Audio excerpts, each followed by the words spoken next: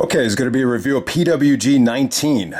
So we're at the 19th anniversary for Pro Wrestling Guerrilla. The show took place July 3rd, 2022 in Los Angeles, California at the Globe Theater. Okay, so first match of the night, you got Titus Alexander taking on Shane Haste. Okay, so Shane Haste is a name that, we've heard a lot in PWG over the last decade. And, he's one of these guys that, you just don't remember much about, but, you've constantly heard the name.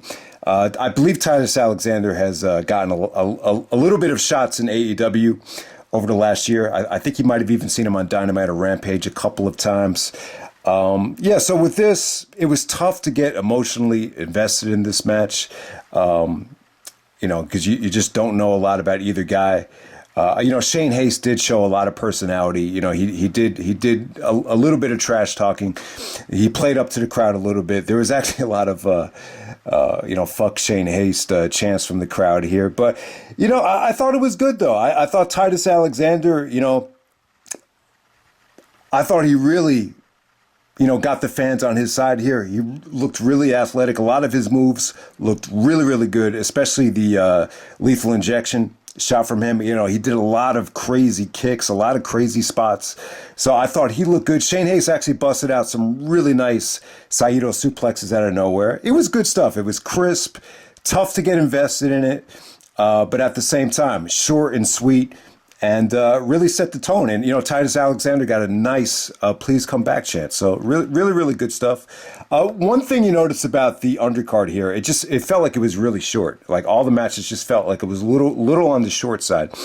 Okay, so next up you have Yuka Sakazaki taking on Masha Slamovich. So Masha Slamovich actually appeared at the last TNA show, Impact Wrestling show, Emergence, where she actually came out after the women's match with Jordynne Grace. And definitely looking forward to seeing what she does in Impact. But this was a really nice coming out party for her. Just both girls here. I mean, it flowed really well. You saw Sakazaki in AEW on multiple occasions, teaming up with Hikaru Shida on multiple occasions. But I thought they rocked the house here. The one knock about this match is it felt a little bit like it was a teaser or a little bit like it was a showcase. I just wish they had gotten just a little bit more time. But as far as Masha Slamovich, I mean, you got to be impressed. I mean, she's actually Russian.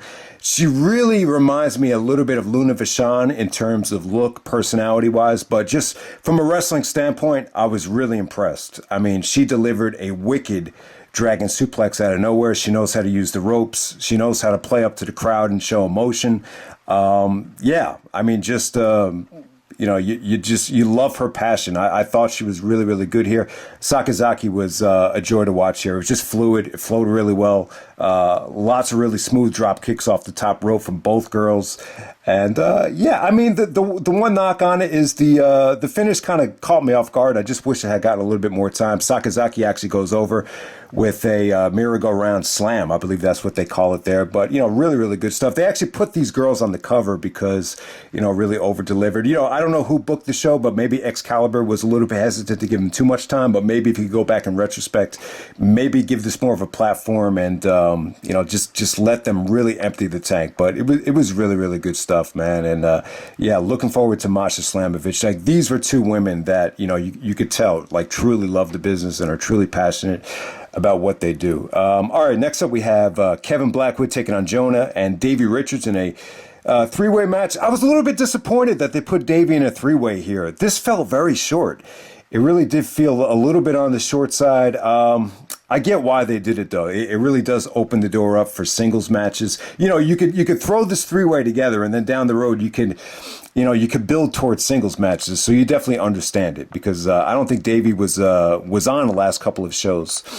But JONAH looked good though, man. He hit a double Samoan drop on both guys. Great feats of strength from Kevin Blackwood. He actually got JONAH off of his feet. I believe it was almost like a variation of a Death Valley driver on JONAH. And Kevin Blackwood is a very skinny dude. Well, I wouldn't say skinny, but he's small compared to JONAH. overall, I was really impressed with Davey. It's hard to really evaluate where Davey is now. Like I said, guys, I haven't seen a lot of Davey. You know, I know he had a really good match with Bandito last year in PWG, but, you know, I just haven't seen any recent singles matches with him. So it's really tough to evaluate, you know, where he's at in terms of how far away he is from, you know, being in his prime. But I got to say, man, it's just like, why are we not seeing, you know, more Davey Richards? I understand he has a contract with MLW, which is kind of a weird promotion. I try to watch one of their shows because they're free. They're actually free on Fight, but you know, the show actually started off with guys just kind of talking to each other in the street for the first 10 minutes. So it's kind of weird. It's like, you know, if Davey looks this good, why is he not getting more exposure? It's a little bit baffling. I love the sequence with him and Kevin Blackwood. They actually went toe-to-toe. Really, really stiff action between them. And yeah, I mean, just really, really good stuff here. Davey actually wins with the ankle lock.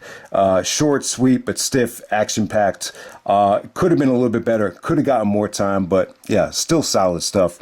Okay, next up we have Speedball Mike Bailey taking on Buddy Matthews. Okay, so this was, this really kind of, you know, they picked up right where they left off at Bola with Buddy Matthews being a prick. And, you know, it's the same thing. You know, Bailey was, posing to the crowd. All of a sudden, Buddy Matthews just chop blocks him, takes his knee out. And it really felt like a replica of some of the booking that they did at Bola. So this was like a combination of both. You know, it started out with Buddy really controlling the match, really, you know, dissecting Speedball. He actually took out pliers and started plucking at his toes. I don't think he really did anything serious, but, you know, you can only imagine how painful that would be if he did that. But it was pretty good stuff. So the first half of the match, you know, Speedball was pretty much doing a lot of selling. Then second half, he was able to hit some really, really sweet high spots. The moonsault out of nowhere really came off great.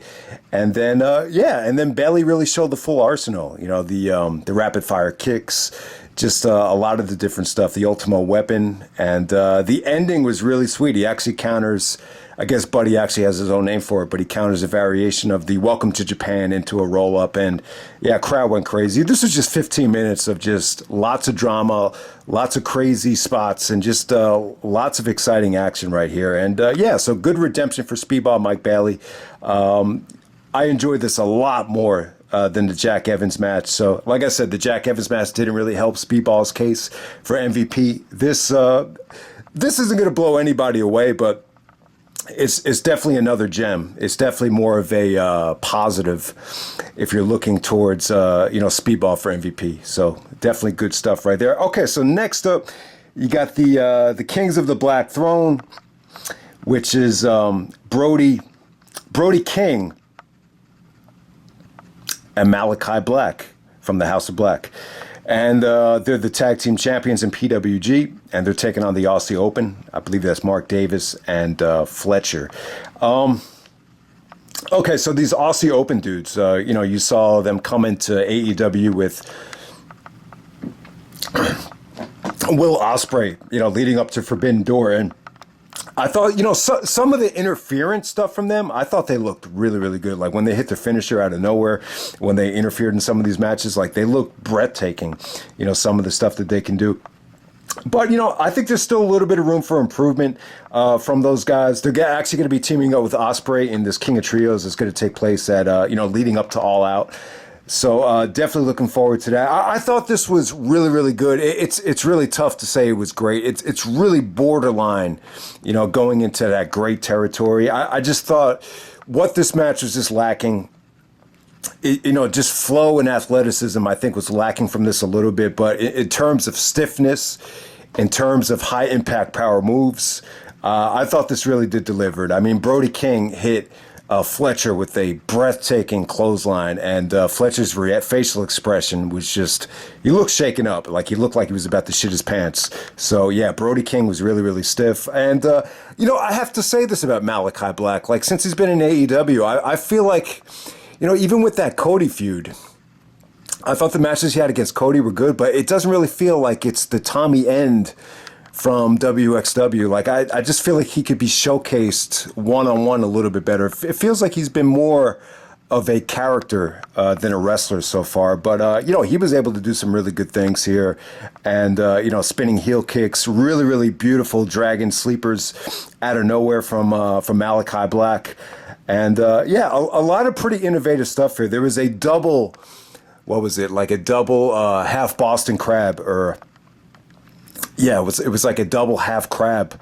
I think it was from both guys. It was from Malakai Black, and then one from Mark Davis, and they were like staring at each other, and they were just slapping each other right in the face. But we've seen that time and time again. But it looked really, really cool here, and yeah, I thought Mark Davis actually hit some really, really nice, high impact moves from him. So he looked good. But, overall, this is more of just big guys slugging it out than, a tag, like a vintage PWG, tag team match featuring like a Young Bucks athletic style. This is more about, heavyweight dudes just slugging it out, and really, really good stuff. I wouldn't quite call it great, but it really is borderline into getting into that next level gear. So really, really good stuff there. And then the main event for the Pro Wrestling Guerrilla World Championship, we got Daniel Garcia. So Garcia actually won it at the previous show from Bandito. So this is his first title defense. So Danny Garcia and Claudio, when Claudio defends his ROH title and his first title defense, the one thing that Garcia and Claudio both have in common is that the first challenger ended up being Takeshita. So that's really interesting. So it's Danny Garcia versus Konosuke Takeshita, who's been tearing it up in the United States. So yeah, so I understand that his run in the U.S. is really coming to an end. But yeah, this might have ended up being the best of all the matches I've seen. So it's not just PWG, it's not just AEW, but like some of these other really, really small indies like West Coast, even Garden State Pro Wrestling. He had a match with Josh Alexander that's been brought to my attention. So, I mean, just look around, man. Takeshita's just been tearing it up. So it looks like he's going back to DDT. But this is a great match from him. And for some of you guys that aren't that familiar with him, he was really able to showcase a little bit more personality here, especially in the post-match than he usually does. So Garcia is still playing up the sports entertainment character a little bit. So it's like half and half of Garcia. Like he's in character half the time, and then the other half of the time, it really feels like he's just, the real Daniel Garcia. Is kind of tough to explain, but in terms of this match, I thought Takeshita was awesome once again. This is a little bit more high flying from him, so he was able to showcase the full arsenal. At the same time, probably some of the best sequences he's ever given here. The highlight of the match, and the fans just started screaming PWG. He actually has a variation of a pile driver called the Cazadora. So he goes for the Cazadora, and then he transitions it into a deadlift German suplex, and the fans just lost their shit after that. And, Garcia was really good here, man. Just the small little sudden things, what I really noticed here. Like Takeshita loves to do the Blue Thunder driver, so just Garcia just applying the headlock out of nowhere just to keep Takeshita away from doing that Blue Thunder driver. John Cena, Christopher Daniels used to do a variation of the same thing. The spinning side slam, I think they called it. So yeah, I mean, just really good stuff here. Even the Takeshita.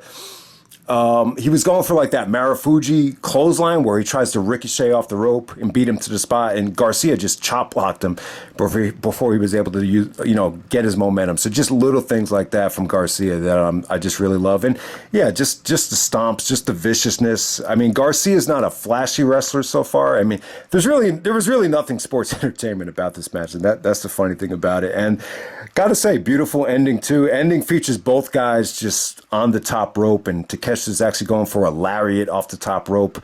Garcia actually, Excalibur said it was, he countered it into a power bomb. It didn't really look like a power bomb, but he basically counters the lariat off the top rope into the sharpshooter Scorpion Deathlock, and kind of transitions it into more of an lasso from El Paso heel lock to make Takeshita tap out. So yeah, kind of a predictable match, but really, really good stuff. Takeshita actually gets on the mic, and they kind of obey the code of honor. And then as soon as Takeshita gets out of the ring, Garcia goes back to being a prick. So a little bit of half and half from Garcia in terms of, the character right there. And then Excalibur, gives him a standing ovation. And then he puts over the referee, Rick Knox, who he gives credit to, who spent more time in the PWG ring than anybody in the history of PWG.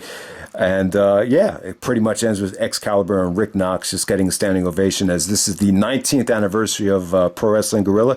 So overall, I would say really, really good show, man. I think that the only thing it must see is the main event. I would definitely give the main event 4.5. I definitely even prefer this over the Claudio match, and even over the Moxley match. And so if you haven't seen it yet, I think Speedball Takeshita probably, I would say, is pretty much on the same level as this from West Coast, that 93 Till Infinity show. That was really, really good. So yeah, this is definitely in contention for, I think, the best match Takeshita's had during this whole run to the United States. And yeah, this is definitely up there with one of the best runs any Japanese wrestlers had making a tour in the U.S. So yeah, thanks to Takeshita. Hopefully, AEW or somebody could bring him in down the road. I just kind of get the feeling like he'll go back to DDT, and I think he'll probably come back. I think he's really over delivered. So it'd be really nice to see him get rewarded for all his hard work. But in terms of this show, I would just say definitely check out the main event. The undercard felt a little bit on the short side. The whole show felt a little bit on the short side, but it really had a feel of every match got better and better. But I would definitely check out the women's match. The Mike Bailey and Buddy Matthews match was definitely 4 stars. I really, really enjoyed it.